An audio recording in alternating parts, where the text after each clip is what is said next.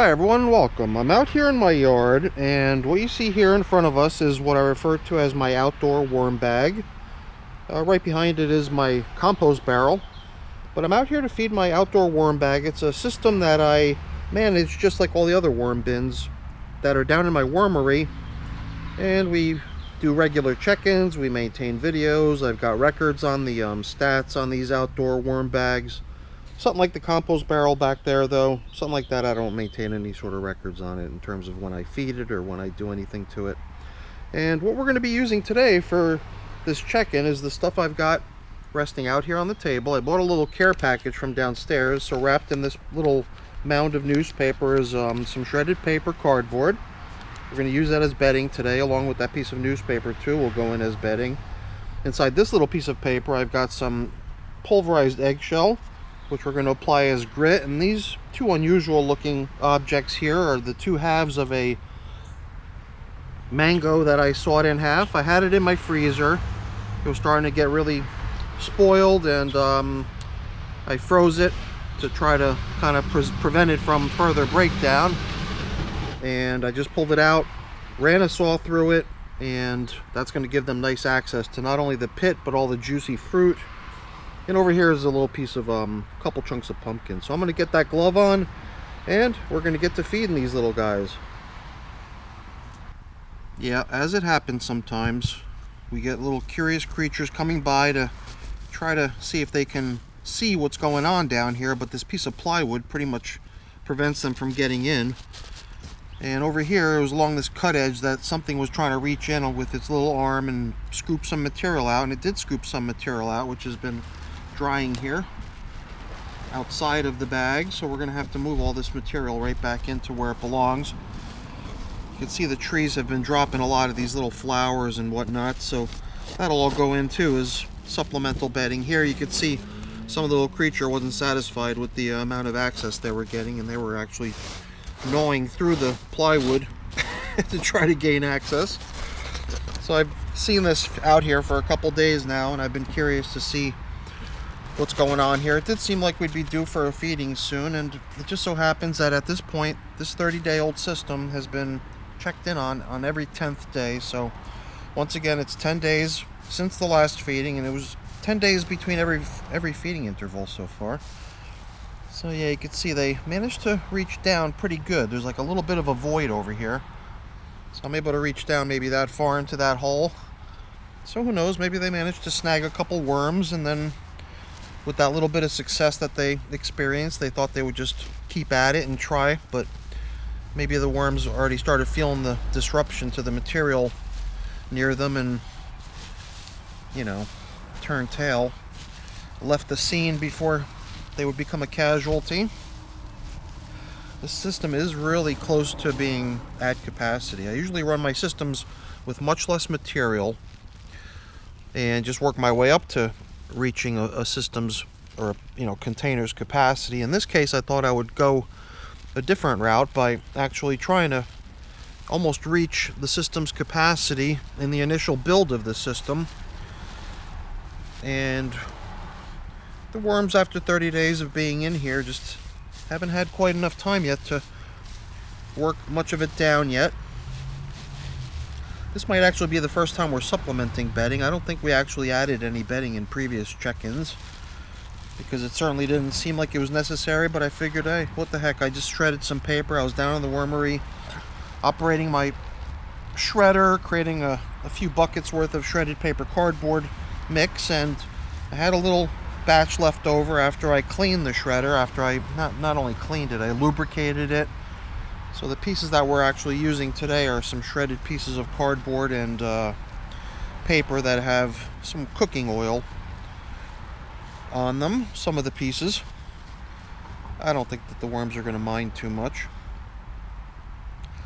Well, 10 days since we gave them some nice cabbage leaves that I had laying around for quite some time in my refrigerator. It was only refrigerated, and I started worrying that the stuff would start spoiling and make a real stink in my refrigerator, so I went from just storing them in the regular refrigerator section, but to occupying space in the freezer, because some of them were actually starting to degrade and become kind of foul smelling. And I finally got around to feeding the last of that stuff to my worms. I felt like I did bump into some leftovers of some stuff, but I'm not sure if what we saw there was leftover cabbage. It could have been. I didn't really take the time to examine it too closely. I just kind of felt compelled to keep digging deeper and deeper, possibly to try to even make it all the way to the bottom to see what the material in general is like throughout the system. During these past 10 days, I've not touched the system. In the very beginning, I would come in here almost every second or third day with my watering can to make sure the system had sufficient moisture in it, dousing the system thoroughly with lots and lots of water. However, since that last check-in when we fed them 10 days ago, I've not been back in here, with the assumption that my many frequent visits in the very beginning were enough to get the whole system nice and damp throughout, so that all the areas of the container are such that the worms feel comfortable exploring. So I've just been randomly grabbing samples of material from all over the place, especially down low over here. Every handful seems nice and damp, and even better, most handfuls, if not all handfuls, have had worms in them all. And it's probably because they have already done away with what was fed last time, that they're now all just sort of roaming around throughout the system. We're not finding any one spot where we're seeing a huge concentration of worms.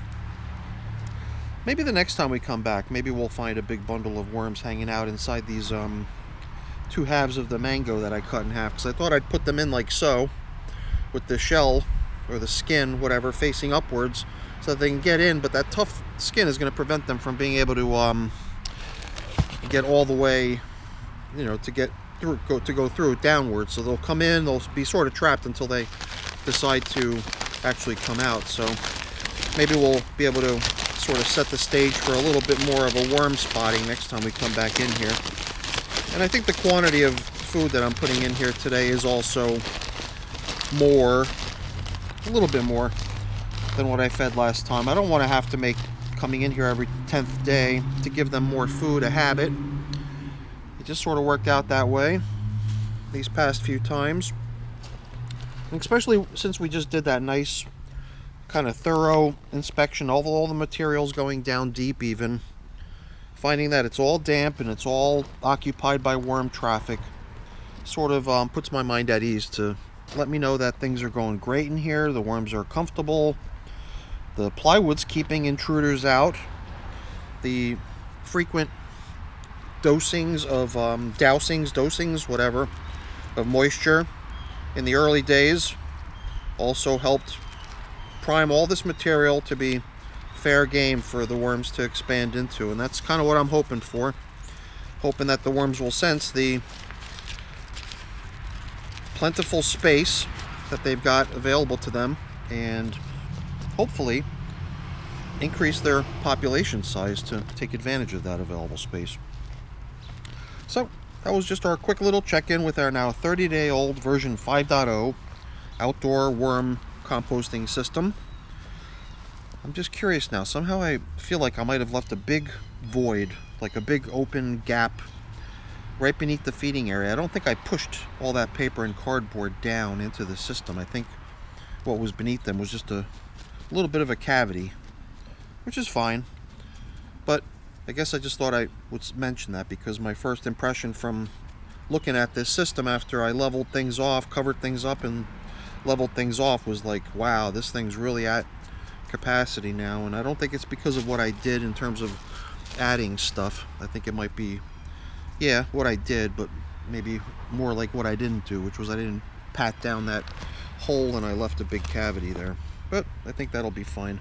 That'll also give us like that weird impression when we come back next time, once that cavity collapses and the food start getting eaten. It's going to look like the worms did a heck of a number on this system, eating up all their available food and bedding, but I think it's really just going to end up being an optical illusion. So that's it.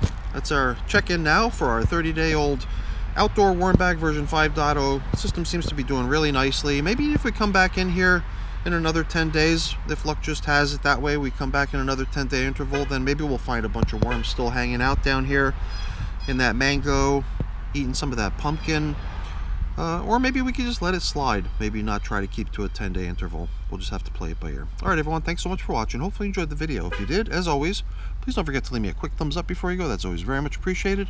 And if you haven't done so already, please also consider subscribing to the channel. That's very much appreciated as well. Alright, I can see my neighbor over there honking his horn. I might have to go say hello. Alright everyone, have a great day. Thanks for watching. Bye now.